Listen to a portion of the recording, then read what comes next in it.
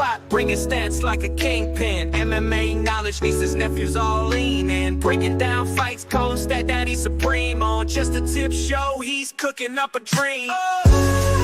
Uncle Weezy, he the man, dropping fight facts, got it all on hand. He the stat attack grand, MMA guru, more than just a fan. Wanna know the numbers? Weezy got them cataloged, from the fighters reach down to how many times they dog. Just a tip living, breaking it down slick, hit you with the knowledge, won't miss a single trick. Uncle Weezy, he the man, dropping fight facts, got it all on hand. He the stat attack grand, MMA guru, more than just a fan. Balls deep predictions, he be making those calls, getting in the details, opponents feeling small. From jabs to takedowns, got the whole fight ID. Uncle Weezy spitting truth, no lie, keep it G. Blow the horn, blow the horn. Stat Daddy Weezy not showing no scorn. Fight Night Kingdom, he wearing the crown. Break it down for the peeps, never looking like a clown.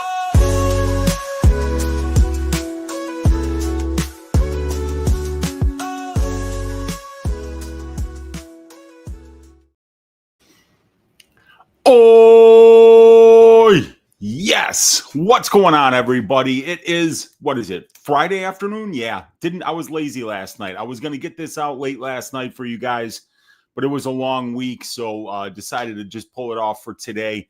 And we're going to talk about UFC Perth that is coming up tomorrow in Perth, Australia. Going to be headlined by Carlos Ulberg and Dominic Reyes. A really good main event in the light heavyweight division that might determine who gets the next title shot after we see Alex Pereira and Magomed Ankalaev rematch next week at UFC 320. So we got a 13-fight card to break down. It was 14. Oban Elliott had to pull out of the fight with Jonathan Mikhailov due to illness. So Mikhailov left without a dance partner here on Saturday, and we're down to 13 fights. This is a fight card where we have New Zealand and Australia, I believe, represented in every single fight on this card. So it is definitely a local card for the Australian people with a lot of local fighters on it. And obviously, this is something I always like to talk about when we fight in Australia. There's a big home field advantage there. It's something that I really took into my capping very seriously in every fight, because whenever I look at my capping and I break down fights, two of the things that I look at is, how does fighter A win fights? How does fighter A lose fights? And the same thing for fighter B. And then we talk about reasons to bet on fighter A, reasons to bet against fighter A, and then the same thing for fighter B as well.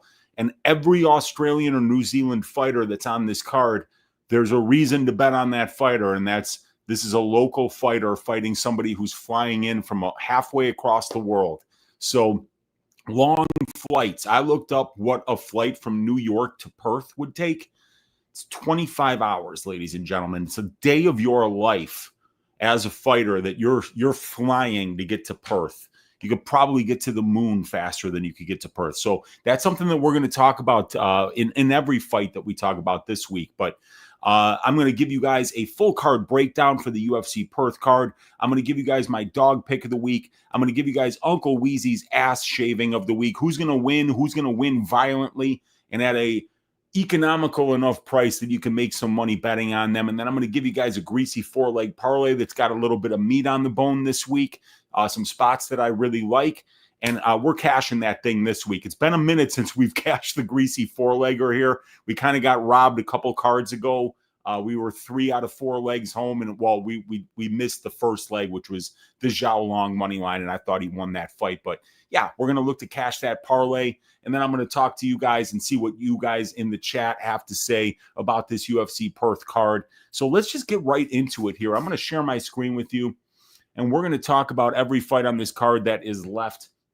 And I will put the banners on the bottom of the screen that have the betting lines. These betting lines that you're going to see on the bottom of the screen are lines. I typed this in when I did my full card breakdown for my Odds Shopper subscribers on Wednesday night. Every Wednesday night at 9:15 Central Time, I go live for my Odds Shopper members and do a 2 to 2.5 hour full card breakdown where I share my fight write-ups for every fight. And we talk about the trends of each fighter, the momentum, the career trajectory, the overall UFC record and betting performance of each fighter. So you could see that Loma Lookboonmee here is 7-2 in the UFC with an average betting line of -206 and an ROI of 12%. And then you can also see how they perform as an underdog and as a favorite. And then we do some discussion about the range of the UFC betting lines that they've been priced at, where the current line is, how that compares to previous lines. Are we getting a discount? Do they have a lot of momentum? And as a result, we're overpaying for them a little bit. So we talk about the summary of the trends. We talk about the strength of schedule analysis. We talk about how each fighter wins and loses fights. And we try to find those matchups, right? If fighter A loses a fight a certain way, does fighter B win fights that way? And if that's the case, then let's look at the props that are how they're priced, seeing that we're seeing a couple of trends kind of matching up here. And can we get any value on that trend? Can we get any value on that price, on that prop that can help us get a plus EV bet in? So if you want to get access to my full card breakdown, to my prop betting show where we go through my betting models here, my proprietary betting models for all the props on the card, for all the over-under bets on the card, you want to get access to my matchup stats, my individual fighter stats, including, DraftKings, FanDuel, Prize Picks, Underdog performances. Please look in the description of this video. The $25 a month odds shopper subscription to Uncle Weezy's probability stats and content package is the best way to support my work and get access to all of my picks, but all of my stats, all of my betting models, all of my exclusive odds shopper only content, which is 4 to 4.5 hours every single week. So if you want access to that, check out the link in the description of the video. Go to Odds Shopper and find me there. But Loma Lookboonmee versus Alexia Thainara here. I'm going with Alexia. I think she's going to find a submission. Super impressed by Alexia's performance in her UFC debut. It was a short notice fight against Molly McCann in England. So she made a long flight, cut weight over a short period of time, and performed phenomenally on fight night and looked to have almost no nerves. She looked very confident. She has got a ton of charisma, ton of swag. So I'm really looking forward to seeing how she performs here in her sophomore UFC effort against a fighter in Loma Lookboonmee who's 7-2 in the UFC. 6 of those 7 wins coming by way of decision. Loma is a little bit undersized for the division, but she does come from a Muay Thai background. And she's done a phenomenal job of finding ways to win minutes in her fights, whether it be with her clinch work, whether it be with her grappling, whether it be with her distance striking. She's able to kind of find the weakness of her opponent, fight towards that weakness, win minutes, bank rounds, and she's done it very well, winning 7 of her 9 UFC fights. So this is going to be a very good test for Alexia here, but Alexia is a lot bigger and a lot more physical than Loma. And I think that Loma, if you look at her UFC record, she hasn't fought a lot of good grapplers. And I think she's going to be outsized, out-muscled, out-physicaled, and out-grappled in this matchup. And I think that if Alexia is able to get to dominant positions like we've seen her do so many times before, I think we're going to see Alexia Thainara not only win this fight, but get a finish inside the distance. So I'm calling Alexia Thainara by submission in round number 2. The next fight, we got a fight that was supposed to be on Dana White's Contender Series. It was actually booked for DWCS, but it's going to be Brando Perisic, who is Australian and who trains at City Kickboxing in New Zealand. And he's going to be going up against Elijah Ellison, who's from the Pacific Northwest. He trains out of the Combat Sports and Fitness with Chase Hooper. So a Washington guy, Enumclaw, Washington, going up against an Aussie here in Australia. So, yeah, I mean, this is a tough road to hoe for Elijah Ellison because this fight was supposed to take place in Vegas, where he could have taken a 1-hour flight and Brando Perisic would have had to fly halfway across the world. And then it gets rescheduled for Australia. So now it's going to be Elijah Ellison making the long trip to fight Perisic. And look, Perisic is bigger. He's got a much better kickboxing pedigree. And from the tape I've seen on Perisic, I think he's fought the slightly better level of competition on the regional scene. Like Perisic's loss is to a much better opponent than the guy that Elijah Ellison lost to, in my opinion. So I think Perisic has got the measurables advantages here. I believe he's the much better kickboxer. And I liked what I've seen from him in the clinch and in the grappling. I think he could even potentially find a submission here.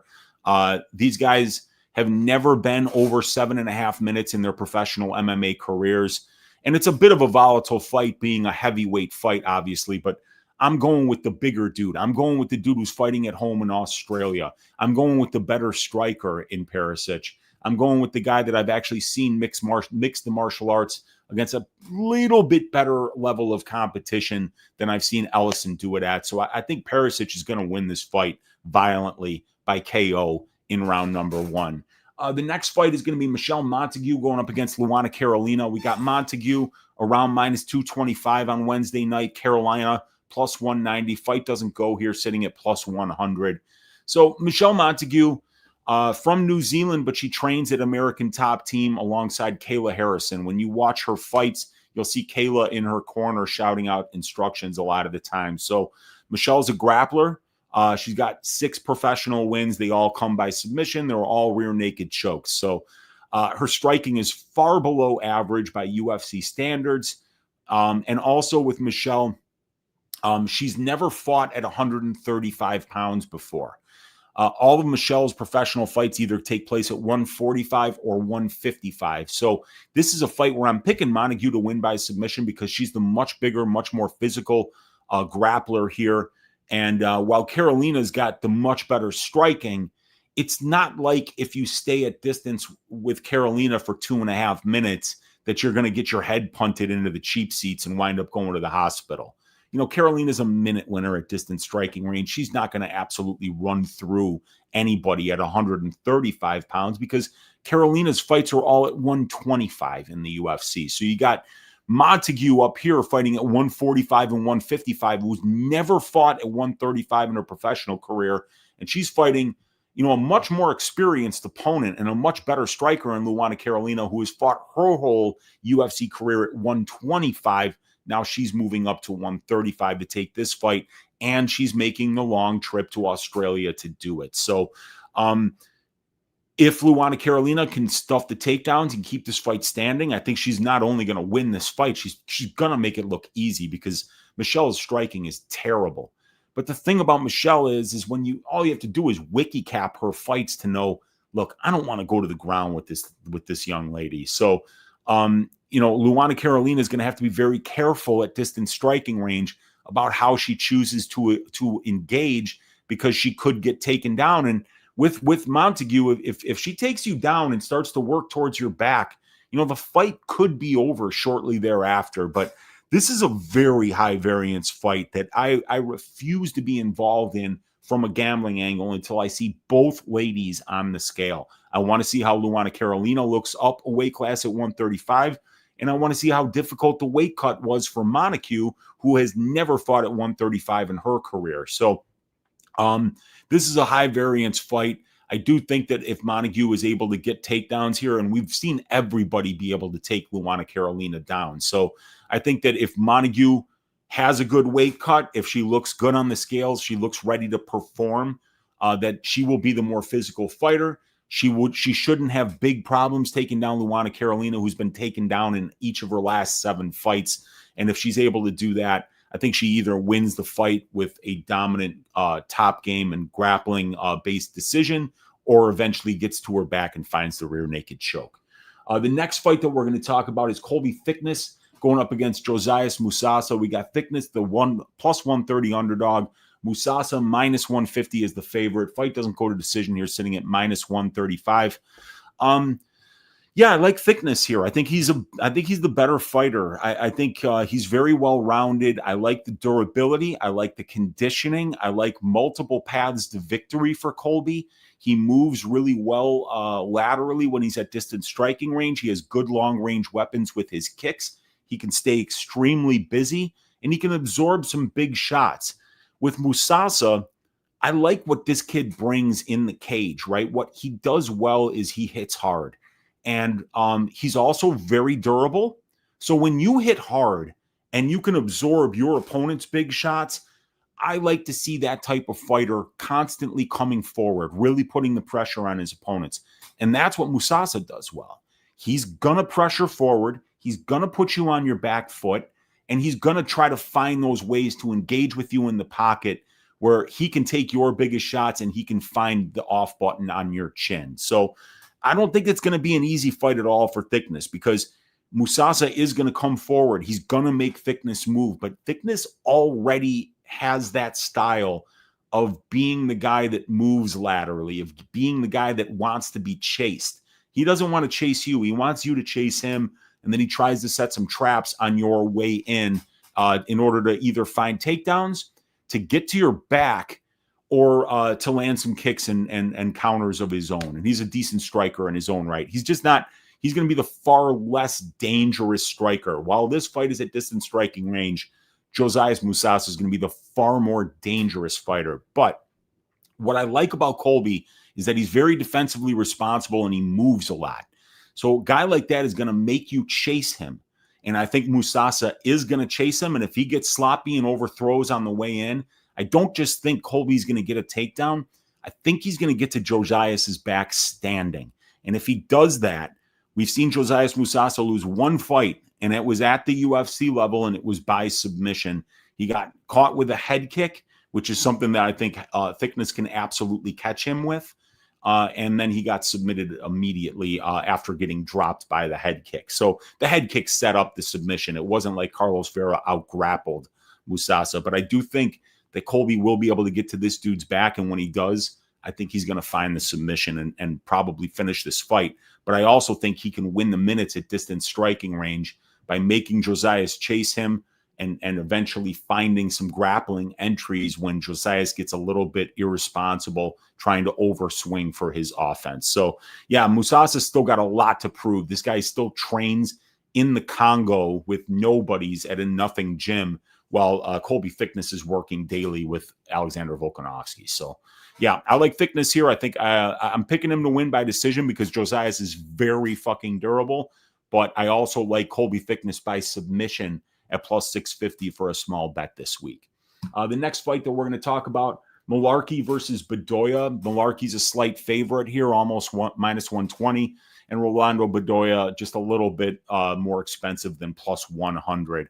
I like Mullarkey here. You know, obviously, Mullarkey's got some serious chin concerns. He's been knocked out 6 times as a professional. So when you see that, you know, you really are doing yourself a disservice if you don't think that Rolando Bedoya, who doesn't really show power at this level, he's got a chance to knock out Mullarkey. Let's just face it. I mean, even though Bedoya doesn't really show UFC level power, this is a guy in Mullarkey who's just, you know, obviously been in a lot of wars. There's a lot of miles on that engine, and the chin is very much in concern. But if you want to talk about who's the cleaner, more technical striker, I think that's Mullarkey. If you want to talk about who's the better offensive and defensive wrestler here, I think that's Mullarkey. If you want to talk about who's the better submission grappler here, I mean, I think that that's very debatable. Bedoya training at Shoot to Box Diego Lima.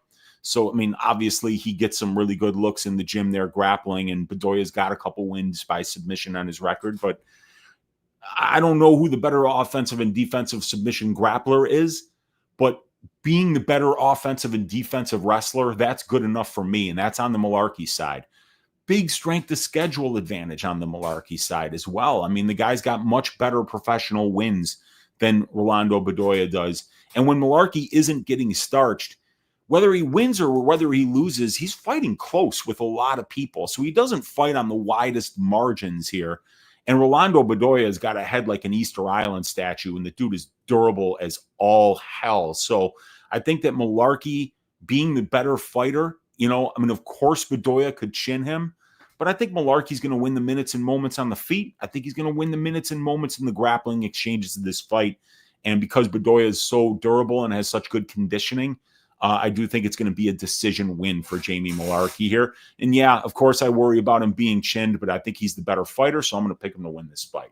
Next fight, Jonathan McCaleb at minus 102, going up against Oban Elliott at minus 118. The fight doesn't go. Oh, yeah, that fight's off. My bad, you guys. Oban Elliott's sick. He couldn't fight, so Mikhailov has no opponent. The next fight is going to be the Battle Giraffe. Cameron Rowston at plus 150 going up against Andre Petroski at minus 175. Fight doesn't go, sitting at around minus 120 here. So, yeah, I've got Petroski by decision. I think Petroski's the much better fighter here. He's got a massive strength of schedule advantage here. He's got a very good UFC record, a lot more UFC experience against the much better brand of competition. If you want to talk offensive and defensive wrestling, I mean, Andre Petroski is levels above Cameron Rowston. And, you know, Cam is the younger fighter. He's the taller fighter. He's the longer fighter. And he's definitely the more dangerous striker. And it's not because I think Cam's that much better of a striker than Petroski. Petroski's a solid enough striker. He's won some minutes at distance striking range in the UFC against lower level strikers like Mearshart, like Vieira. But yeah, the thing is that Petroski is, I mean, like, I don't think he's really out of his depth here in the distance striking exchanges. And Cam's going to really have to worry about the offensive takedown entries of Petroski. So I think that's going to slow down his offense a little bit on the feet. But there's no way that I can get to a Petroski bet here at this kind of juice. And I think he's even more expensive than minus 175 right now. What do we have Petroski at?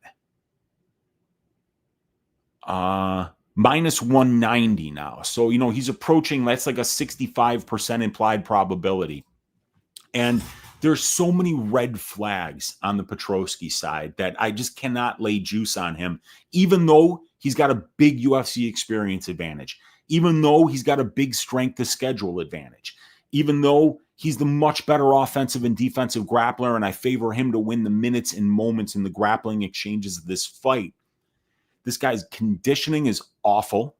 He showed horrible fight IQ and unwillingness to wrestle in his last fight against Edmund Shabazian. And I think that was really a reflection on Andre's conditioning.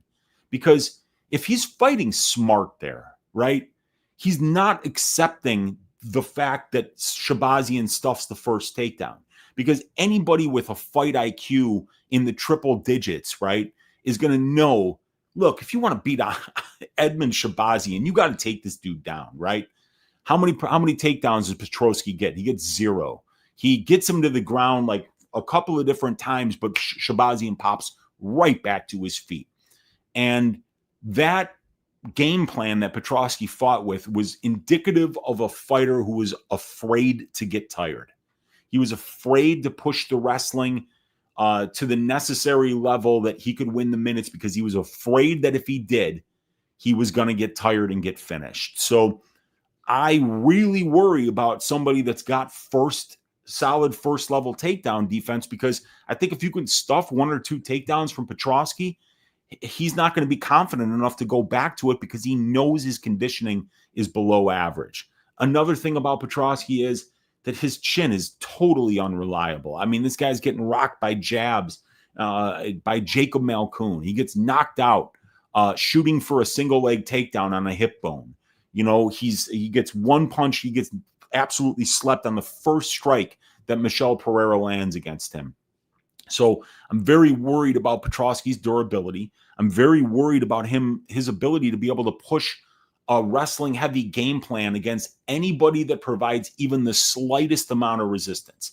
Like if you watch the Dylan Budka fight, if you watch the Josh Fremd fight, I mean, it was almost hilarious how little pushback Budka and Fremd provided in those fights. They literally did nothing. They didn't try to get back to their feet. They didn't take any risks. As soon as they were taken down, they were just held down for the rest of the round, and they provided no resistance. So Petroski's conditioning looking good in those fights is meaningless, because those guys didn't even try. Cam Rowston's looking for his first UFC win here. You know, I mean, I think he's going to try. And I think that if he can provide any kind of resistance here, he can make this fight awfully greasy. The third massive red flag about Petroski here, and that's not even his fault, is the fact that Cam Rowston just fought 28 days ago. He was just on Dana White's Contender Series, which means that this fight wasn't even put together until probably 21 days ago. So even though it's short notice for both fighters, Cam Rowston already lives in that part of the world. Andre Petroski lives in Philadelphia or New York. And like I just said, Philly or New York to Perth is a 25-hour flight. He's taking this fight on short notice, didn't really get to train specifically for this opponent. So he's got a bad chin. He's got questionable conditioning. He's taking the fight on short notice in Perth, halfway across the world against somebody from New Zealand. So it's a big problem here for Petroski. I think there's just too many narrative issues that are on the side of Rowston here to be laying the kind of juice that you need to lay on the guy that I think is the better fighter here in Petroski. But the line keeps going, and at this point, I might consider a Rowston by KO bet or just a Rowston money line bet if this Petroski money line keeps getting steamed here. Next fight, Navajo Stirling going up against Rodolfo Bellato. Stirling minus 235, Bellato plus 200. Fight doesn't go to decision, sitting at minus 200. I'm pretty confident that it's going to be very difficult for Navajo Stirling to fuck this one up. See, Navajo, his fights have been pretty shit so far. I mean, like, the guy's not going to really move the needle fighting the way that he's fought thus far at the UFC level. But also at the same time, while his fights have been dog shit to watch and boring as fuck, these are the kind of guys you want to bet on, because Navajo Stirling is very defensively responsible, and he doesn't take risks and put himself into positions where his opponent can hurt him or have success. So, I think these are the guys we need to back with our money. Just because their fights suck, just because they're not exciting, just because they don't move the needle. What the needle that we're trying to move as gamblers is our units into the plus so that we can make money watching these fights, enjoying watching the fights. And there's nothing more enjoyable than watching somebody just kind of boringly execute a 30-27 game plan and never put themselves in any danger and cashing you tickets. And Stirling is a very defensively responsible striker. He just doesn't take a lot of risks. He doesn't give his opponents a lot of chances to go out there and hurt him. Rodolfo Bellato is exactly the opposite. He's like I don't know if you guys have ever been around like a young child, like around like a 1.5, 2-year-old child where they're old enough to kind of like run around and shit. And they're literally trying to commit suicide. They're trying to put their hand in the outlet. They're running into pools. They're putting their heads in things that could drop and just like behead them. They're running full force into brick walls and then wondering why they're bloody and crying. Like, that's Rodolfo Bellato. This guy is going out there and just finding violent things that happen to him. I mean, like, you find very few fighters who were getting hurt by Ihor Peterior. Rodolfo Bellato not only got hurt by Ihor Peterior, but he pretty much was finished by that guy. Jimmy Crute 10-8s him in the first round. This guy has just been put in a lot of really bad situations, and he just, Vitor Petrino's knocked this dude out twice. Bellato just seems to get hurt even in fights that he wins. He seems to be put on death's doorstep all the time. So it's like Stirling's not going to get tired, because even if Stirling hurts him, it's not like he's going to try to finish him. I mean, like, Ivan Erslan was hurt so bad that he fell face first on the canvas. There was like 1.5 minutes left in the round, and Stirling couldn't finish him. I mean, like, fucking pathetic finishing instincts. But the reason his finishing instincts suck so bad is because he's so defensively responsible. So until Navajo Stirling gets a KO, I'm picking him to win by decision. I'm going to make him prove that he can finish a UFC level fighter, because he hasn't been able to finish 2 non-UFC level fighters thus far in Tuco Tokos and Ivan Erslan. So I'm picking Stirling by decision here. But I'm hoping that he gets the knockout. I'm hoping that he starts to take a little bit more risk here and start to fight with a little bit more fan-friendly of a style. But he's still new to the sport. He's still, kind of, rounding out his skill set and kind of slowly climbing that ladder. So I'm going with Stirling decision. And I think his money line is a very safe play this week because the guy just doesn't take a lot of damage. The next fight, Tom Nolan going up against Charlie Campbell. Tom Nolan minus 148, Charlie Campbell plus 128. And the fight doesn't go to decision, sitting at minus 200 for this fight. Now, if this fight was taking place in Vegas and Charlie Campbell was plus 130, it would probably be at least a 1.5, maybe a 2-unit bet for me, because I think Campbell is the more well-rounded fighter at this point. I think he's fought the slightly better brand of competition on the regional scene. And Charlie's got real power, like this guy can touch you early in a fight and it could end your night very quickly. And we've seen that happen to Nolan already. We've already seen him get knocked out. We've seen him get dropped by a nobody in Victor Martinez. So Campbell is somebody that I like a lot, but this is a problem that he has. This is another situation where this is a short notice fight for Charlie Campbell. And just like it was a short notice fight for Petroski, Tom Nolan was supposed to fight Evan Elder, and Charlie Campbell has not fought, you guys, in 1 year and 7 months. This is a 19-month layoff. Activity is such an important part of capping fights because it's one of those things that when you pay attention to that stat, you always want to be on the side of the more active fighter. There's a lot more nerves that come into play when you haven't fought in a while. Ring rust is a real thing, and then there's injury concerns here for Campbell because he had a fight against Mauricio Hufi in October of last year or November of last year that he had to pull out of due to injury. Think about that. It's already late September. Whatever that injury was, it was bad enough to keep him away from the cage for another 11 months after he pulled out of that fight. So Campbell's taking this fight on short notice in Perth, Australia. And where is he from? New York, 25-hour flight. Have fun with that. He's going to have to cut weight on short notice here. And he's going to have to fly to Australia to fight an Aussie. He's on a 1 year and 7 month layoff. So like all of those things against a 6'3" lightweight with serious power, dangerous chokes, and who's getting better with every fight. So I like Tom Nolan here to win this fight by decision. Like I said, if this fight was in Vegas, I think I would probably lean towards the Campbell side. But I think that, the narrative issues surrounding the Campbell side here are going to be way too much for him to overcome against a fighter like Nolan, who is extremely dangerous. And if you make any mistakes against this guy, if you give up your back, if you raise your chin while you're trying to get back to the feet in the scramble, this dude can just lock those long arms around your neck and he could put you in really bad spots. So I think Tom Nolan's going to win. I'm picking decision, but I could see this fight going in so many different ways that I have no action on this fight. And it's one of the least confident predictions that I'm making this week.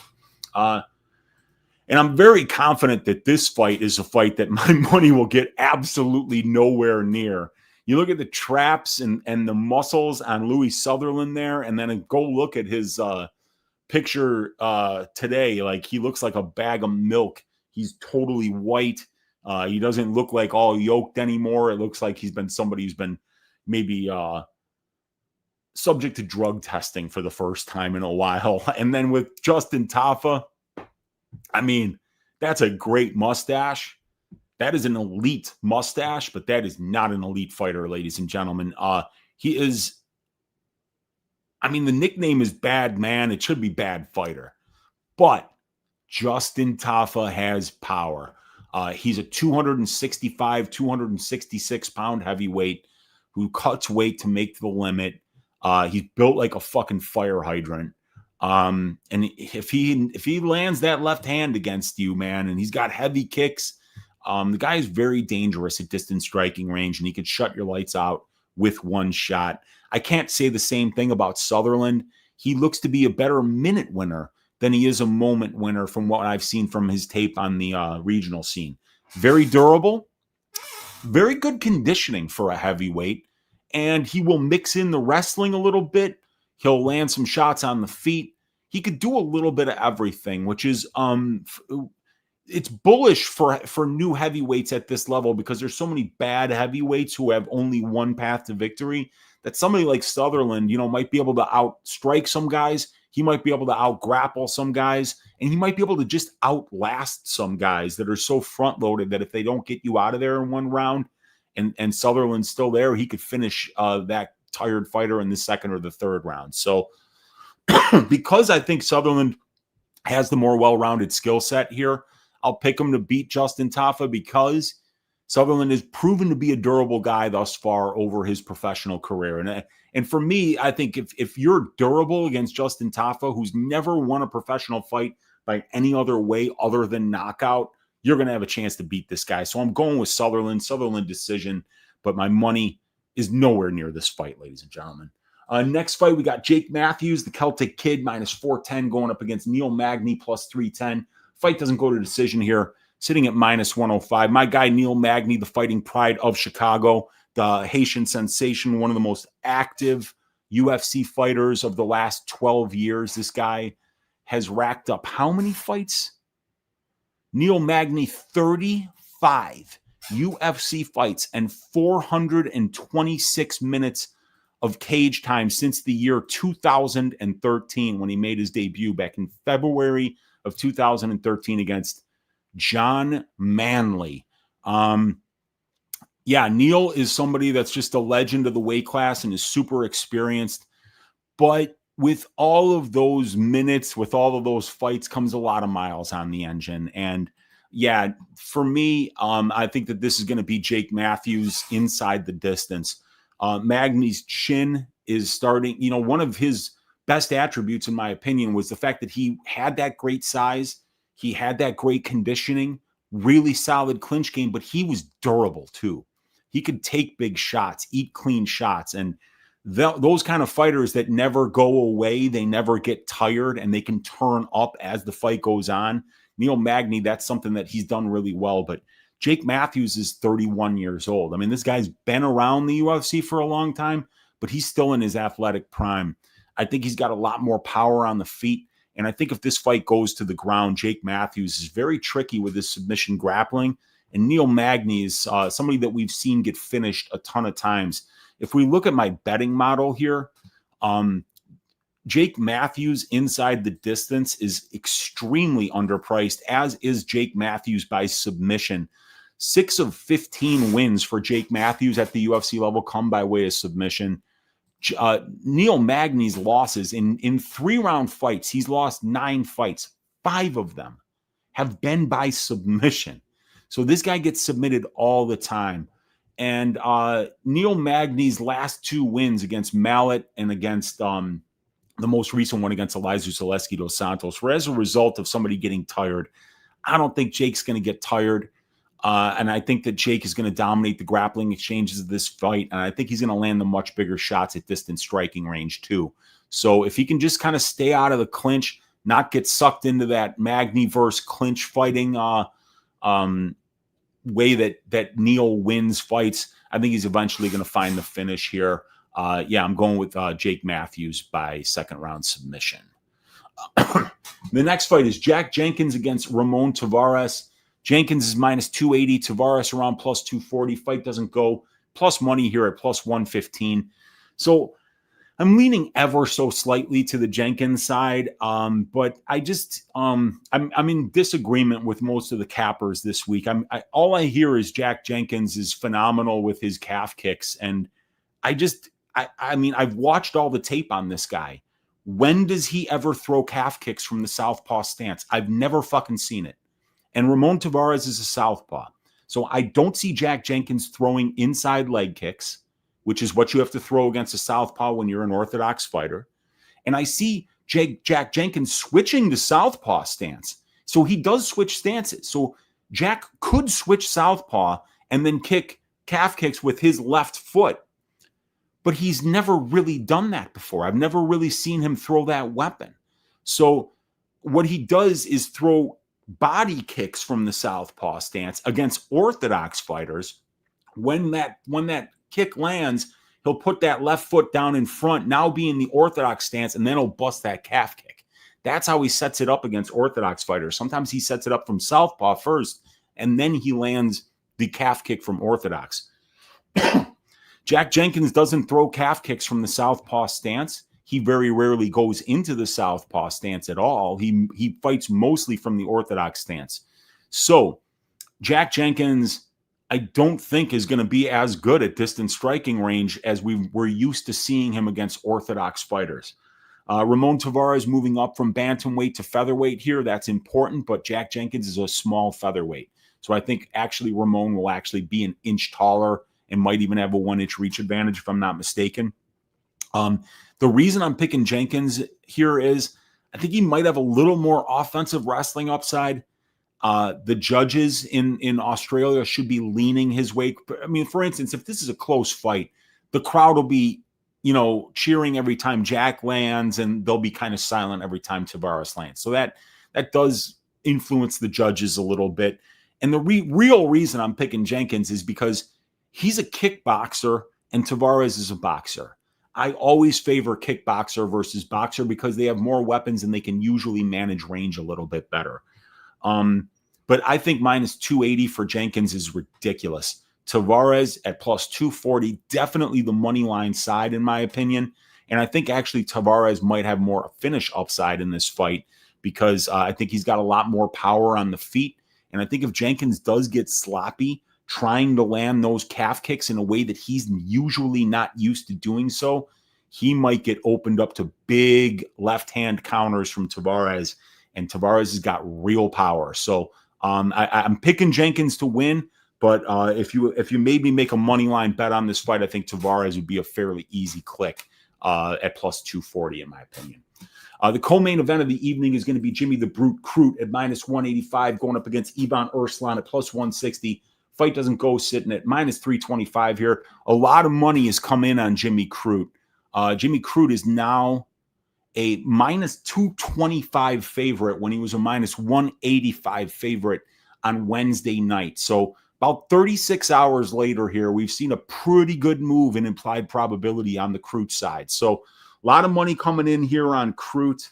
I have a small bet on Ivan Erslan to win this fight by first round knockout at plus 700. Erslan's last 8 professional wins come by first round knockout. And for Jimmy Crute, all of 3 of his 4 losses at the UFC level were he lost in round 1. It was a Misha Serkinov submission, it was a Jamal Hill knockout, and it was I forget what the other one was, but he's been finished in the first round 3 different times at the UFC level. And that's what Erslan does well. Erslan is a powerful boxer. He doesn't throw kicks. He doesn't really offensively wrestle much, and he kind of waits to counter. So, I mean, if Erslan's not landing knockout shots on your ass, he's not going to win fights at this level.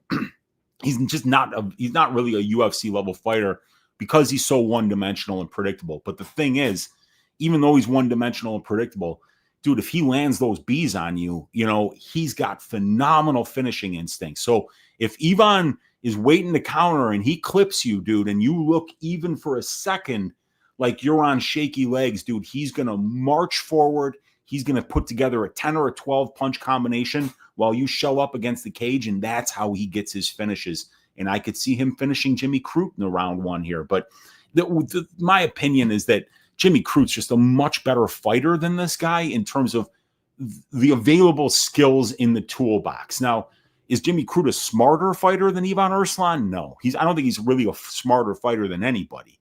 He's shown just some pathetic fight IQ in the past, and he seems to be a little bit front-loaded. But once again, this is another guy in Erslan who only throws hands going up against a guy in Jimmy Crute who throws hands and legs. So I got to favor Crute to win the minutes here. I think he's going to be the more likely guy to get a takedown and win the minutes in the grappling exchanges of this fight. While it's at distance striking range, Jimmy's going to be doing more and landing more. And even though Jimmy's a pretty front-loaded fighter, Ivan has only one path to victory, so he's going to patiently wait for that big shot. And if it doesn't come, the minutes are going to pass him by. Crute's going to bank the rounds. So I do like Crute by decision this week. I mean, even though I think the under 1.5 rounds is a solid look, if this fight does finish, it's probably going to be early. But if this fight goes over 1.5 rounds, I'm telling you, this is going to become a tepid kickboxing match. There'll probably be a lot of clinch work, and Jimmy will probably be looking to get some takedowns, but probably won't be having all that much success because his wrestling is just okay. So going with Crute by decision because I think he's the much better fighter here. But I actually have a small bet on Ivan Erslan to win by first round knockout at plus 700. Which brings us to the main event of the evening. We got Carlos Ulberg at minus 250 going up against Dom Reyes at plus 210. Fight doesn't go to decision here, sitting at minus 400 for this fight. I'm picking Ulberg by decision. And I think this fight comes down to three things: durability, output, and conditioning. And I kind of think that Carlos edges Dominic in all three areas. But I just don't like what I've seen from Ulberg recently. In his recent fights against guys that are tough opponents, really that have some kind of danger factor, he's very, like just like Navajo Stirling, he's just not going to put himself into situations where he could take damage. So laying minus 250 on Carlos Ulberg here, a guy who really doesn't engage very much, a guy who's afraid to get hit, I think, and a guy who really favors defense over offense, this could wind up being a pretty tepid kickboxing match at range. Carlos Ulberg's only loss came against literally the only legitimate southpaw that he ever faced in his career. Now, he's faced two other southpaws at the UFC level. They were Fabio Charant and Ihor Peterier, who are both awful. But Kennedy was the one that wound up knocking him out. And frankly, Carlos Ulberg should have won that fight. That fight could have been stopped. Kennedy, Homer Simpsoned him. And that's not something that Dominic Reyes, that's not like a path to victory for Reyes. He's not going to absorb 130 significant strikes and come back on this dude. But who's better in the clinch, Reyes or Ulberg? It's Reyes. Who's the better offensive and defensive wrestler in this matchup? It's Reyes. Who's the better submission grappler in this matchup? It's Reyes. Who has 5-round experience at the UFC level? Well, Dominic Reyes has 4 fights at the UFC level that were scheduled for 5-round main events. Carlos Ulberg has 0. So if Ulberg doesn't find the off button, if Reyes's chin holds up, how does this fight play out? I guess what I'm asking is if Ulberg doesn't knock him out, can you find any scenarios where he looks even close to minus 250? Is he going to look? He looked minus 110 against Volkan Ozdemir. He looked minus 110 against Jan Blachowicz. I don't know who won either of those fights. I think Ulberg, like the fight against Ozdemir, I kind of feel like those rounds, because not much happened, you can usually judge those rounds on who landed the biggest strike. And while Ulberg landed the biggest strike in a couple of rounds, he never had either of those guys in any kind of trouble. So I think that this is going to be a very close fight. And I think that Ulberg is another guy who's afraid to get tired. And because he's afraid to get tired, he doesn't show a lot of urgency on offense. I think if there is a finish in this fight, it's going to be very early. But if it doesn't happen early, it's probably going to cruise over and potentially go the full 5 rounds. And I think Ulberg maybe gets his hand raised, but I don't think Ulberg looks minus 250 here. And I'm not a big believer in his power, to be honest with you. I don't think he's going to be letting his hands go against Dominic Reyes, because Dominic Reyes really offers quite a good danger factor. So, yeah, I'm picking Ulberg, but the bet is on Dominic Reyes. I got 1 unit on him at plus 210. And the Bootsy Collins Memorial Dogs Are Barking pick of the week this week is the Dominic Reyes money line. At plus 210, I'm pretty confident that he's going to look much better than that by the time this fight is all said and done. Ulberg might get a KO. He's fighting at home in Australia.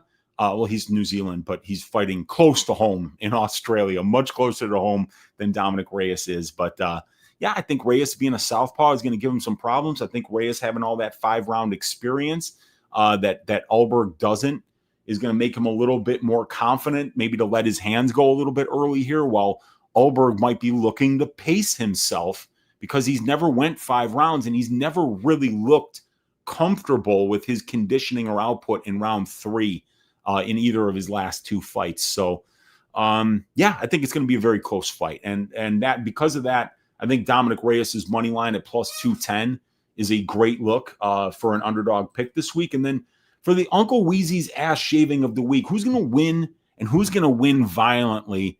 And I had to go with Brando Perisic this week. I mean, this guy, I'm not sure where Elijah Ellison is better than Perisic.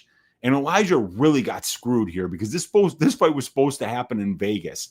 And that would have been an advantage for Ellison, for Perisic to have to make the long trip from Australia to Vegas to fight. But now it's Elijah Ellison making the flight from the Pacific Northwest to Perth to take a fight against somebody that's from Australia here.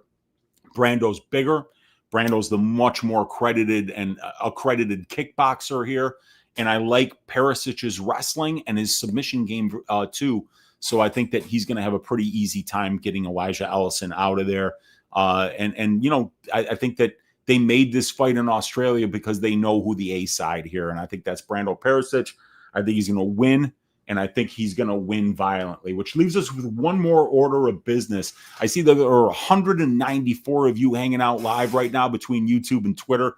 Hit that thumbs up for me if you could. Hit that subscribe button if you haven't done that already, as I'm going to be putting out a little bit more free content on YouTube going forward. And also, leave me a comment down below. Let me know what you think of the picks. Let me know what you think of the Greasy 4-leg parlay that I'm about to give you. And, if you got any feedback or anything like that, let me know.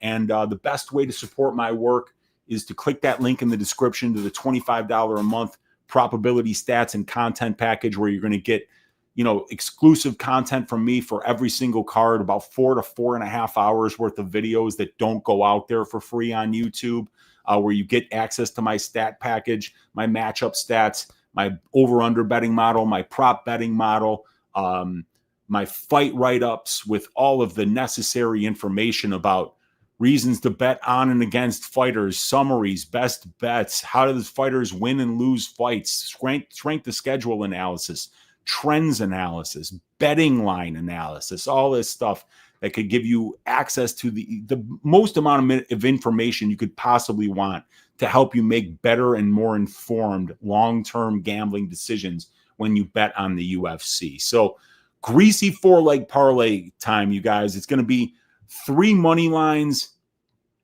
and it's going to be 1 prop. And we're going to get a decent price. Nothing phenomenal here, but I mean, it's been a while since we hit one, so I got some spots that I like here. Leg number 1 is going to be the Alexia Thainara money line at minus 238. I think she out-grapples Loma. I think she can keep the striking exchanges very close. But the physicality advantage here, I think, is going to be too much for Loma.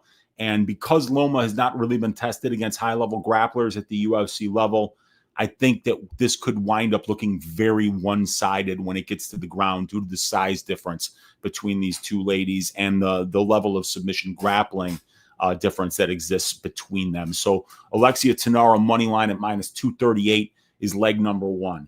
Leg number 2 is the Brando Perisic money line. He is Uncle Weezy's ass shaving of the week, available at minus 225. Brings us to plus 105 for this 2-leg parlay here. Leg number 3 is going to be a guy who hasn't shown the best finishing instincts yet.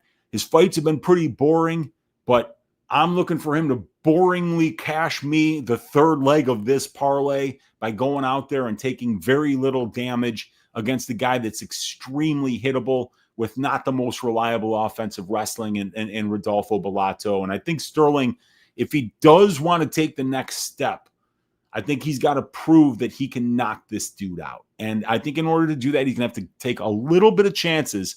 But if he does that, if he shows the willingness to do that, I think he's going to get his first UFC finish here and knock out Rodolfo Bellato, who's extremely hittable and who's very defensively irresponsible. But I'm still picking Stirling to win by decision, but the money line brings this 3-leg parlay here up to a very unrespectable plus 184. So we got to put some meat on the bone here. We're not going to be able to hedge out on the last leg, but we are going with Jake Matthews to win inside the distance as the fourth leg. It's plus 130 on DraftKings Sportsbook. Might be able to get a little bit better of a price on Bet Rivers Sportsbook. But the winning method here, we're going to go to win by finish. And it's, look, I mean, already we've seen Neil Magny be finished in 7 of his 9 losses in 3-round fights at the UFC level. So that's very concerning that not only are you getting finished, but you're getting finished within 3 rounds by fighters that these aren't main event fights. These aren't 5-round fights. So Jake Matthews has been finishing people, and Neil Magny has been getting finished. I think the level in grappling when this fight gets to the ground is going to be heavily in favor of Jake Matthews, and I think a submission is very likely, but I wouldn't be making this bet if I didn't think that Jake Matthews couldn't knock this dude out as well. I mean, we've seen him look really good with his hands in certain spots, and Neil just doesn't offer a danger factor on the feet that you have to worry about. So Jake Matthews in front of the home crowd, here he's on a 3-fight win streak. I think if he goes out there and he runs Neil Magny into a dick saw and finishes him, that this is going to be a big stepping stone for Jake. So this is a big fight for him, fighting at home in Australia here. He's getting an opponent that he can finish, and I'm predicting that he does finish him. So we're going Jake Matthews to win by any knockout, submission, or disqualification as the fourth leg of this parlay, which brings it up to plus 554 on DraftKings Sportsbook. Let's get this one cashed. What's going on with you guys in the chat? There's 208 people here live watching me break down these fights. Let's see what you guys have to say for yourself here in the chat, man. Let me know if you got any questions. We got Adil Ibrahim in the room saying, flapjack time, Weezy about to drop that beat and inspire with insight. Let's get it, Big Weez. Cheddar, if you ain't talking money, then you are talking don't matter. Let's eat. Reyes coming away with that W all in. He's the dog pick of the week, and I've got money on his money. I've got a bet on his money line as well, my man. Thumbs up 2 hours before the show can get going for me. So happy and excited and full of positive energy for this card, even though for the love of the fight game. Opa, what is up, dude? Good to see you hanging out in here. We got my guy Olajuwon saying, oi. We got my guy Mushroom saying, oh, yes. Sneak watching at work, here to support Unc. I appreciate you, my man. We got Dixon in the room saying, Prophet Weezias, time to lather ourselves up in Vegemite in preparation for this Australian fight card. And before you ask, yes, we won't judge you if you just have your dog lick it off after. Yeah, I would not eat Vegemite. Don't have a dog here, unfortunately, anymore. So that's a shame. I miss Bootsy. My buddy, my Rottweiler. He was the best. But yeah, man, it's going to be a Vegemite-soaked card here coming from Western Australia. Jake Edwards saying, oi, Uncle Weezy in the house. We got Brandon saying Weezy pumped for 9 consecutive weeks of mostly dope UFC cards. Yeah, I think there's one Apex card, which is going to be trash. But yeah, 9 straight weeks of action, and we're traveling to real places instead of the Apex, I think, in 8 of those 9 weeks. So it's going to be some really good action to end off the year here. Jacob Cole saying, top of the afternoon, gents. What's up, Jacob? We got my guy, Exclusive Oro, in the room saying, oh, yes. Who's the fighter with too many unanswered questions for you this week? Unanswered questions.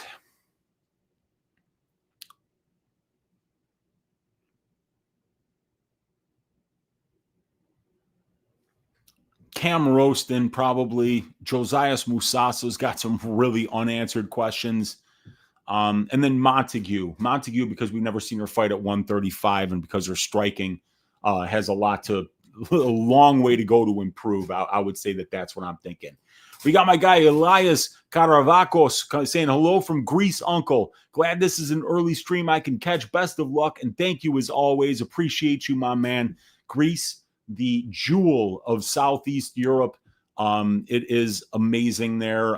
It's where my family's from. My grandmother is from Naxos. My grandfather on my dad's side is from the Plaka. And then my mother's father is from the Peloponnese in the villages there. So, yeah, 3 of my 4 grandparents from there. My dad was born in Greece, didn't come to this country until he was 17 years old. Love Greece. Greece is absolutely beautiful. Big hearty Tikanis to my guy Elias. Good to see you hanging out, brother. We got Paul saying Loma gang, stand up. Loma's good, man. 7-2 in the UFC. Loma Lookboonmee by decision was something that I gave out on my probability show here. We saw the Loma by decision at plus 275 was one of the props that I gave out. She's not really a finisher at this level, but she can win minutes by finding multiple paths to victory. Good to see my guy Paul hanging out in here. We got Jake Edwards saying, Crute going to drop the ball again. He has a way of not winning. He's definitely done that before, man. Rowdy Roddy in the room saying, Angus pepper, get it, man. Black pepper, salt.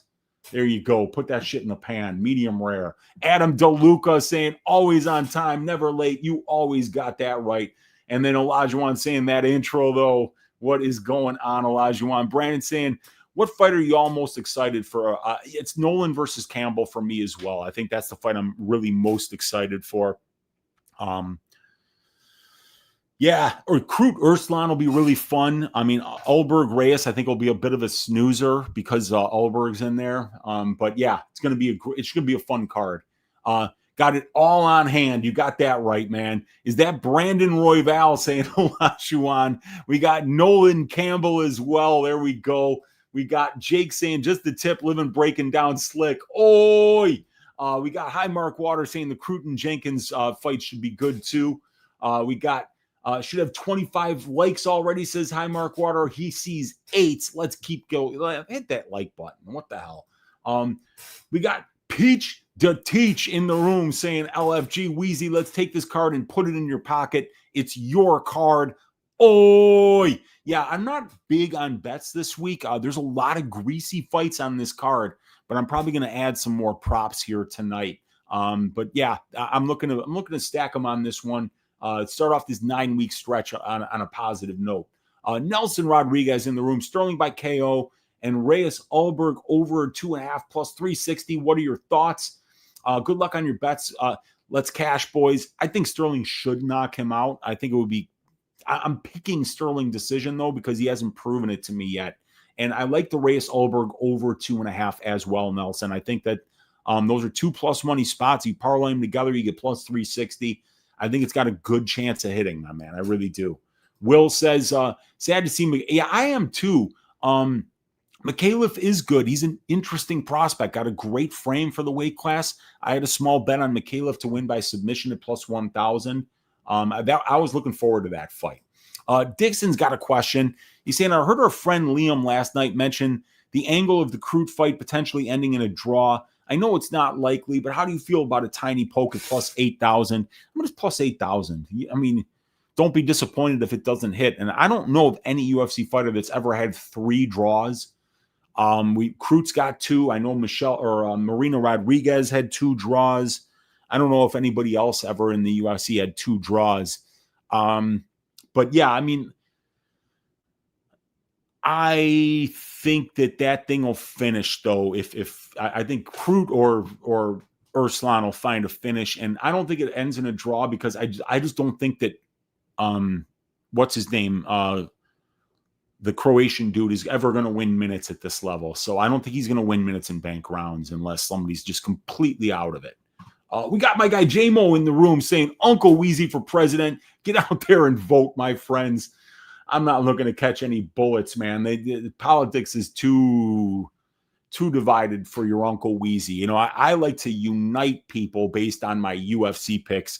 Politics is far too divisive for your Uncle Weezy. We got Jake Edwards in the room saying, yo, Dixon, Crute has a way of not winning. I feel you on the possible draw. Yeah, that is wild, man. We got Olajuwon saying, fly to Perth in front of a half-full arena. Thomas Tufferson's. Oh, well, there we go. My guy Rem Dog saying, trust Weezy with the $sign. Let's get it going. We got to bounce back, man. I'm on a pretty bad losing streak that needs to stop now. Safety inspector in the room saying, hello there, my fellas. That's a good-looking cat there. We got Paul saying, Weezy, can you give us the best dolphin sound for our girl Loma, the dolphin? I don't know how to do. It kind of sounds like Cardi B, kind of like going like, oh, like it's kind of like that, something like that. I think that's how dolphins make noises, but I'm not sure. I don't live near dolphins. I'm in Chicago, Illinois. We got a lake here. There's no dolphins in the lake that I know of, so I just don't know, dude. We got Bruno Rodriguez saying nothing like listening to Uncle Weezy when feeling a little down. Let's win big this week. Been missing my favorite stripper. What is up, Bruno? Good to see you hanging out in here, man. We got Johnny Dog saying stuck in the office, but we got a Weezy stream to carry. There we go, man. Let's make it through this work week. We got KM saying, holy fuck, it's the big dog. What is up, KM? We got Rowdy Roddy saying, be right back, grabbing my pretzels. Let's get it, man. We got KM saying, my YouTube algorithm actually worked for once. We in, baby. Good to be with you, KM. We got Brandon saying, bummed Michaela Alves is off, hoping we lose the other Tafa fight. Yeah, me too, man. That would have been the one where I'd be like, I'm all right with that one being off the card for sure. We got Musa in the room. What is up? We got Rem Dog saying, everyone seems to rate Bedoya based off of a loss against Chaos, but look how bad Chaos has been since then. And that is very, very true. Remdog, one of the worst things that, I've seen happen is people getting overrated in a loss. That next fight, like I remember, it was Jordan Vucenic, right? He was an underdog against Guram Kutstelatse. He went out there, he lost that fight. And then the next fight, they made him like a minus 300 favorite against Chris Duncan. It was just free money. It was just free money. It's like, wait, what is this guy's got 0 UFC wins and he's a minus 300 over Chris Duncan? What the fuck is that? Fighters getting overrated after overperforming but still losing are great fighters to fade. Hi, Mark Waters saying super high reheating pizza. I feel like a giraffe. Do you feel like a battle giraffe, my man? Because that is our guy Cameron Rowston. At Remdog, I don't get it either, man. He's KO or bust. Mullarkey's the better bet. Agreed. Jacob saying Petroski will lay on him the whole time. He might absolutely do that. That is absolutely in the cards, and that's why I'm picking Petroski by decision. Brandon saying Jacob Cole agree. Lay and pray for Petroski. Question is, how hard does the crowd boo and does the ref stand them up quickly? And that is a possibility because Petroski doesn't do jack shit on top. His like one of the things that I track when I create these slideshow presentations for my here, let me share my screen with you guys. I can bring up like these presentations that I do for Balls Deep breakdowns. Here's Rowston versus Petroski. And you could look at like the control time numbers and see that Petroski gets 40.2% control time and only allows 5.3. So he's winning 88% of the control time positions in his fights. And his fights are in control time positions over 45% of his octagon time. So he's so dominant in those positions. But then you look at the control time striking numbers, and he's only landing 1.6 significant strikes per minute when he's in control time positions, meaning in the clinch or on the mat. I mean, the divisional average is 2.3. As you can see, it's negative 0.7 worse than the divisional average here. So Petroski doesn't land ground and pound. So if the referee is one that's going to want action, that's going to force Petroski to work, and that's not going to be bullish for him because he doesn't try and finish. He's afraid of getting tired. He doesn't want to strike. So, yeah, that's a very interesting point that you brought up there, Jacob. Or Brandon. I'm sorry, Brandon. Jacob saying Rowston might finish with Petroski gases. That is definitely possible. My guy Shady in the room. What's up, Shady? Always good to see you hanging out, brother. Saying hope you're doing well, brother. Weezy, good to see you, man. Needed the week off. I needed to reevaluate some things. I needed to kind of tweak my my fight breaking down process, my how I get information and stuff like that. And I think it's going to help going forward, Shady. Good to see you, man. We got Lucas in the room saying, pow, what is up, dude? Good to see you hanging out. We got Olajuwon laughing. We got Sam saying, what the fuck up, Weezy and gang? What's up, Sam? Always good to see one of my people in here from the Odd Shopper community. My guy Olajuwon also from the Odd Shopper community, just chilling, man, you. We got Sam saying, I haven't seen any long shot round robins from you lately, homie. I was getting worried. We got True Third saying, let's stack these tickets like flapjacks and cash these bets, Weezy. Let's get it, my man. Sam saying watching for tape for fights going on today. There you go. We got Olajuwon saying I got one cooked up. I can post it in a bit. Yeah, we'll see that in the we'll see in the Discord there, man. Brandon saying, so you're telling me Stirling Bellato over 1.5 rounds minus 180 is free money. Yeah, that's not bad, dude. That's not bad. I mean, Bellato gets hurt all the time. So watch Stirling go out there and actually get a first round knockout this time.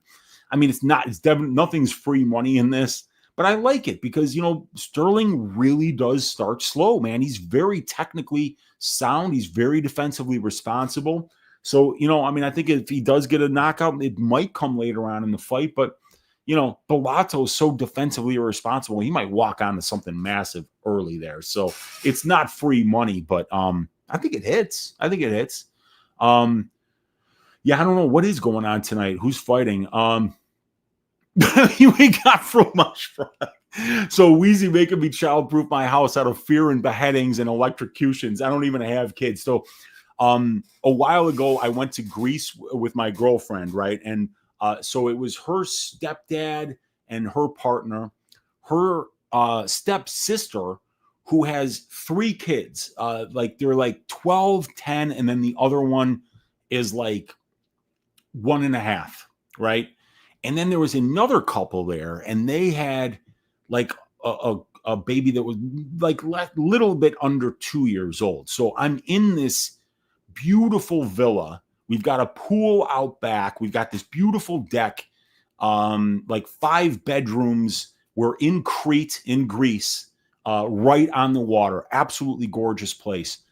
And I remember being so stressed out when I was outside because these kids were running around and they were literally trying to kill themselves. Like you'd hear like a mom scream and there's a kid drowning in the pool who just fell in, and now I got to get up and jump in the damn pool and save the kid. I'm trying to read, I'm high.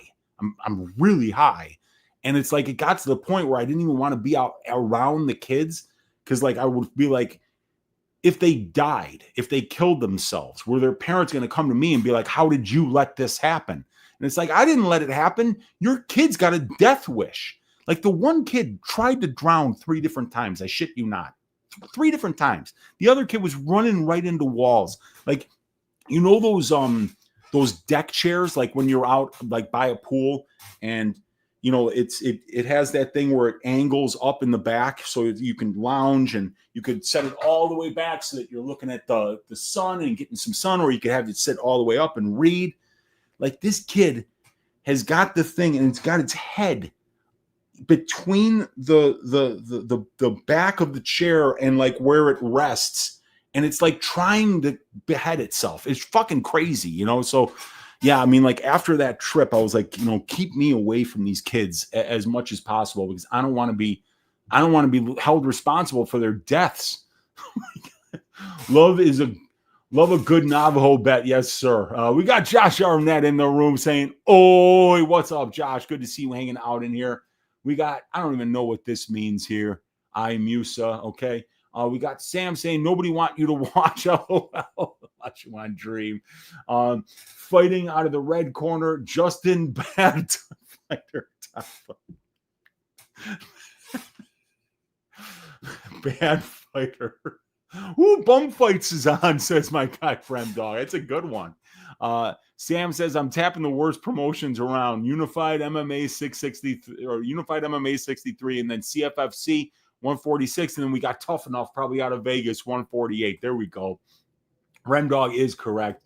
Good old Canadian MMA. I've never heard of that promotion before. We got Tim Febby says Lou looks terrible. Who's Lou? Louis Sutherland? Yeah, dude. He looks really white. Like he hasn't gotten a suntan in a minute, and then he doesn't look nearly as yoked as we've seen him before in the past. We got Abdi saying alls I've got is Stirling this far into this one. The rest all seem very suspect fights to even sprinkle on. Let's continue. Hopefully a few more overwhelming fights on the card. And we got Leroy Jenkins, says my guy Olajuwon Dream. We got Abdil says the same, though. This seems very much a double-edged sword. We got Frank Turnup saying Taveras smokes him on the feet. I think that Jenkins' kicks to the body and the head are going to keep this close on the feet, if not to Jenkins' favor. But I don't think Jenkins wants to be in boxing range against this guy. We got my guy, the High Owl, in the room saying, "Oi!" We got Sam saying Taveras is not all that. He's a good boxer, but he's not great anywhere else. So Frank Turnup saying also Taveras underperformed badly against the Davy Grant the last fight. I think his brother died sometime that week. Yeah, and that was one of the things that bothered me about that fight was what I saw happen there was that Grant was using kicks and Taveras wasn't. And because of that, Grant was doing more and just landing more. And you're not going to knock out Davy Grant. The guy's fucking ridiculously durable. I got a feeling about Taveras, says the High Owl. Taveras may smoke on the feet, but he isn't smoking Jenkins on his feet. We got Frank saying, I think he comes back a lot better. He might, man. We got Frank saying plus 3.5 points handicap. That's not a bad look because I think it does go to decision. We got Kristen in the room saying Taveras' game is just too one-dimensional. Yeah, it kind of is. But so what about Jack Jenkins? Is he one-dimensional? Because we've seen him mix in the wrestling against bad grapplers. But, if he can't get takedowns, I kind of think he's the one-dimensional. He's just a kickboxer. So, but I think it's kickboxer versus boxer, which is why I'm leaning to the Jenkins side. I just think the line's too wide. His home was shot up that week, so his family was super on edge. That's wild, man. Remdog saying to put a small bet on Taveras finish only at nearly equal to his money line. Yeah, and I like the Taveras finish only. That's something we talked about on probability this week.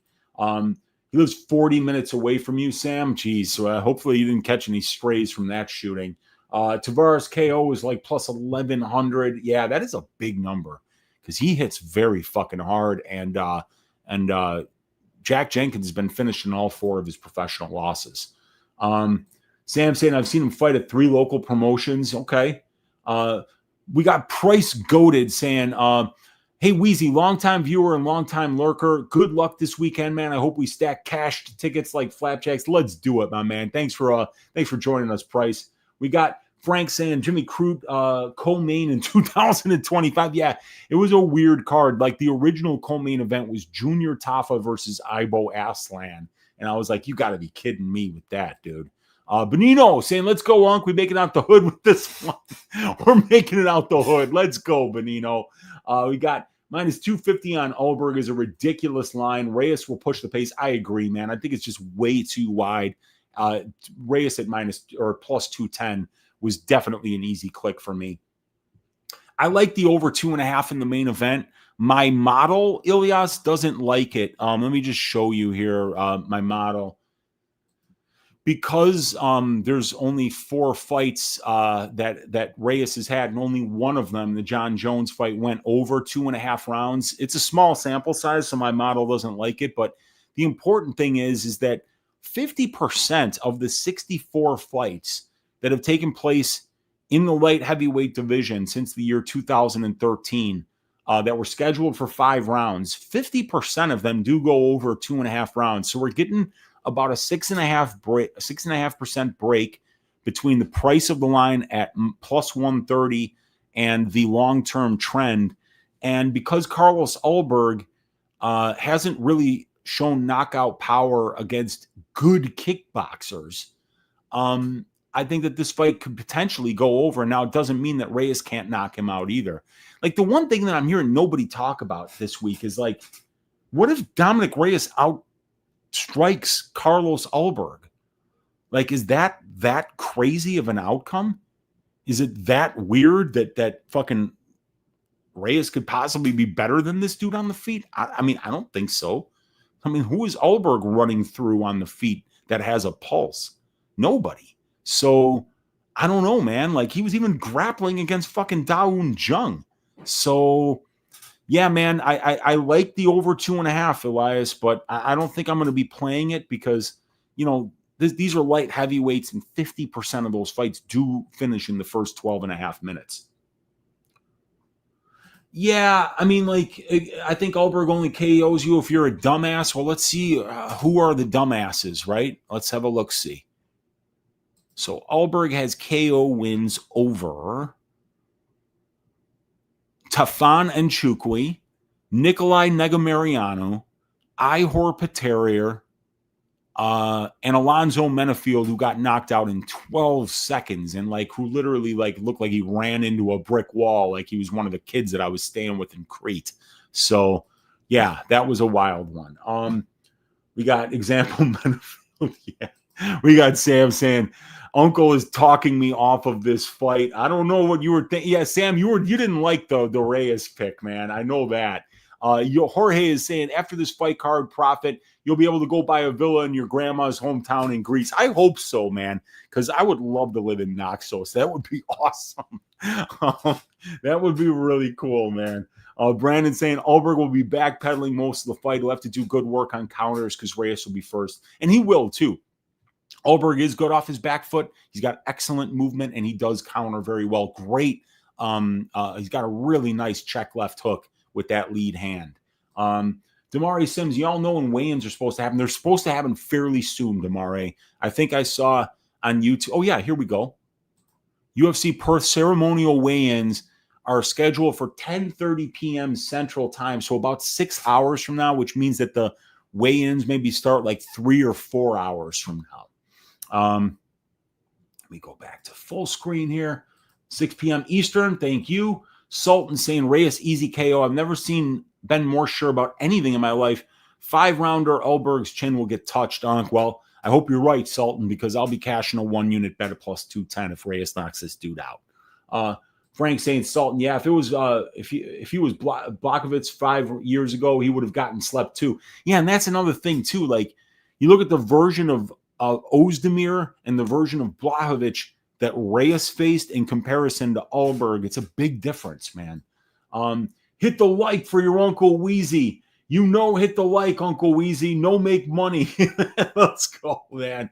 Jayhawk saying, love you, Uncle. I appreciate you, Jayhawk, for hanging out. We got Elias saying, thank you for the free content. What other bets can you propose for us? So I've got 1 unit on the Dominic Reyes money line at plus 110. I've got 1 unit on the Colby Thicknesse money line at plus 130. I've got a 1/4 unit on Colby Thicknesse to win by submission.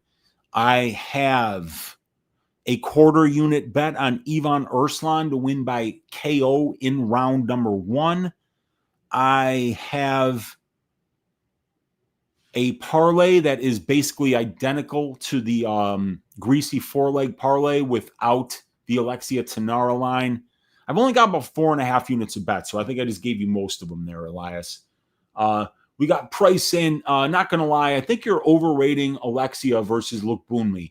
Loma has shown good defensive grappling and wrestling and even getting subs of her own. I think Alexia is being overrated heavily.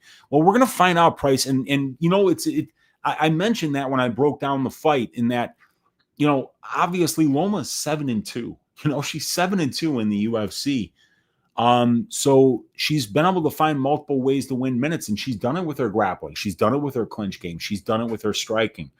I just think that Alexia Thainara looks like she's got the goods. It looks to me like sometimes as a capper, you're willing to just kind of say, you know what, I'm not fading this fighter until they're up in that top 10, top 5. I won't even think of it until then because I think this person's ready. And that's one of those things I'm seeing from Thainara. She's got a ridiculous amount of confidence, and she's ridiculously comfortable in the cage. And seeing that from a young fighter like her, it's very, very impressive in my opinion. Wales, Thainara, and Stirling. Yeah, I mean, I tend to agree with you there. Stirling's tough, man. I mean, it's going to be tough to beat that dude. He just doesn't leave openings. And then I think Thainara is very big for the division, and she seems to have a little bit of that aura. She really does. All I got, LOL. There you go. I mean, well, they're in my parlay, man. We got Price saying, love every leg except Alexia. Going to make something around that. Thanks, Weezy. Let's eat. Well, if you like every leg except Alexia, Price, you like my probability parlay this week, which was, let me share with you here. The probability parlay this week was the Perisic money line, the Stirling money line, and the Matthews inside the distance. That came out to plus 397. on Bet Rivers Sportsbook, and I got a 1-unit bet on that. The Take This Job and Shove It parlay, unfortunately, it's no longer a parlay, you guys. It was the Thicknesse sub and the Mikhailov sub. Now I just got a straight quarter unit untracked bet on Thicknesse by sub, in addition to another quarter unit tracked bet on Thicknesse by sub because the Mikhailov fight fell off. And my guy, the MMA hustler in the room, saying the parlay, Perisic by KO or points, Montague by submission or points, the Thicknesse money line, Mullarkey KO or points, the Rowston money line, the Stirling KO or points, the Nolan money line, the Tafa KO points, Matthews money line, Jenkins KO points, Crute money line, Ulberg money line. That can't be only plus 519. There's no way that parlay is plus 519. It's got to be at least 50-1, dude. I mean, the Rowston money line on its own is plus 150. So, the Thicknesse money line is plus money. So, I mean, like, that's a lot of legs. But yeah, you're getting more than plus 519 there. We got Matt Boconfuso in the room saying, Weezy, the Navajo pick scares me because I know Bellato is hittable, but he's the more experienced fighter with real power at a 2-1 price tag. Yeah, that's all true. I mean, but he does have real power. But I just don't like how hittable he is, man. I mean, if Iowa Peterier is putting you on skates, if Jimmy Crute's knocking you down, I don't think it's good, dude. And, you know, like, who has Bellato beaten? You know, because first of all, I felt like that draw against Crute was bullshit. Crute won the second round of that fight. And the fact that they, you know, all three judges weren't willing to give Crute the second or third round of that fight, which were both extremely close, is troubling to me. So, I mean, I get it, man. Like, you know, we've always got to pick things. And, you know, I bet against Navajo Stirling in his first UFC fight against Tuco Tokos because I felt like he was underproven, like he didn't have much experience and that he was one-dimensional. But he's kind of proven that he can keep fights standing and that he doesn't take any damage at distance striking range. We'll see. We'll see how it goes, man. But I see what you're saying, man. If you're betting on Bellato at plus 200, you're getting the more experienced fighter with the grappling advantage, and he hits hard as well. We got Dick's Insider saying more thumbs up. We got Frank saying, Matt, don't overthink it. Bellato is retard. We got Elias saying, your father is Greek. That's great to learn, uncle. Good luck this week, he says. I wish I could read Greek, but I know that's K-A-L, Kala. Tus. Oh, fuck. Yeah, my Greek. See, I can read it in capitals. I can't read the lowercase. But I appreciate you, Elias. Good to see you hanging out, and you always love chatting it up with the Greeks, man. We got Joe Free saying, Weezy, how are you, my friend? I hope all is well. Just want to tell you that I appreciate you in this show week in and week out. Greatly appreciate it. Thank you so much, Joe. You've always got really kind words for me in here, and I appreciate you watching, man, and I'm glad that you love the content. We got Hi Mark saying, thanks a lot, top 3 in the game right now. Always dropping game dimes for the boys. Appreciate you, Hi Mark Water. We got asked for a dolphin noise, and he hit you with the Cardi B. No one does it. I don't know what a dolphin noise is. And Paul's like, Weezy, that was a dove sound, not a dolphin sound, or a pigeon. Yeah, we hear a lot of, like, so I'm right here in Chicago. I'm right by the Kennedy Expressway. So, like, my house is like about a block from like an underpass. And so you walk underneath the expressway, and dude, the pigeons live there. I mean, it's just everywhere, dude. My dog would chase them. They're all over the goddamn place. So I definitely know those pigeon sounds. We got Hui in the room saying, Weezy, do you believe in the Reyes resurgence? I believe that this is going to be a very close fight, and I think that they're well matched, and I think that Olberg is being priced as too big of a favorite here. Same thing. Yeah. We got M Tess saying, what's up, Weezy? Good to see you hanging out, M. We got Olajuwon saying, now Kith. We got Dudes reposted this stream. Appreciate you, Dudes MMA. Definitely love the dude. Enlighten my opinion saying I'm late from Weezy. Oi, from Illinois. What is up, dude? We got Jacob saying, doesn't Glover train Bellato? He might now. I don't know how long Bellato's been there, but I know he was training in Brazil when he was like coming up through the Dana White's Contender Series and stuff. We got Olajuwon Dream laughing. We got Sammy in the room saying, "Oi, what's up, Sammy?" We got Crete is so beautiful. It really is, man. But yes, kids need constant attention. They really do. And when they're not your kids, it's like, can I, like I'm in Crete. I'm in Panormos in Crete. It's absolutely gorgeous. I'm looking out at the Aegean. It's just amazing. And yeah, I'm sitting there going like, will these kids stop trying to kill themselves so I can enjoy this beautiful sunlight and the weather and the pool and all that stuff? I'm crying. I once saved a woman from a fire. A guy started in an apartment because his girl kicked him out during a chilling. You got to be kidding me, man. Unbelievable. We got Davy Grant, a proper Scouser. Yes, he is. He is definitely a proper Scouser, man. Elijah saying Alabama is the new Kansas. We got All I See Is Gold saying, I still worry about Reyes' chin. It hasn't been tested in his recent fights. It will be in this one. Yeah, you're absolutely right, dude. You got to prove it with the chin. Well, is the chin going to be dependable? And that is not a sure thing. We don't know, but he could absolutely get chinned. My guy AJ in the room. What's up, AJ? We got my guy exclamation point reposted this stream. Appreciate you, man. We got Bellato to win by DQ. His acting will get it done. Potentially, man. That's not a bad look, dude. Weigh-ins 24 hours before the card starts like it used to be. Yup. Not like 36 like they do here in the States. And then we got Forrest Daniels saying, you're phenomenal, Uncle Weezy. Keep up the great content. Thank you guys for being supportive, for being nice, for hitting that thumbs up, for hitting that subscribe, for leaving me a comment. And like I said, that link to the Odds Shopper probability stats and content package, it's in the description of the video. If you guys want to see, my fight write-ups, which is just an amazing amount of information on each fight. If you want to see my stats packages, if you want to see a 2.5 hour balls deep breakdowns, if you want to see a 2 hour probability where we talk about all the fights and all the betting angles of the fights, and if you want to support my work because you like my work and you want to see me keep showing up here on YouTube for free, please consider supporting the work, becoming a part of the team, and letting you can cheat off of your Uncle Weezy from here on out. I'm doing all the research every week. I'm that nerd in class that you look at the paper and you're looking at the answer, you're always going to get the right answer. I mean, look at this. Look at this shit. I'm a freak. Look at all that, right? The betting templates. I mean, like, this shit is crazy, you guys. There's a ton of information here. It's like cheating off of an Asian kid in a math class. You're never going to go wrong. Well, most of the time you're not going to go wrong. But even though I'm not Asian, I was definitely the kid you wanted to cheat off in math class. So, all right, you guys, we did it.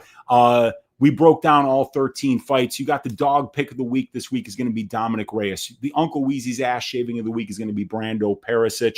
The four-legger, Navajo Stirling money line, Alexia Thainara money line, Jake Matthews inside the distance, and Navajo Stirling, Perisic, and Thainara money line. So Thainara, Perisic,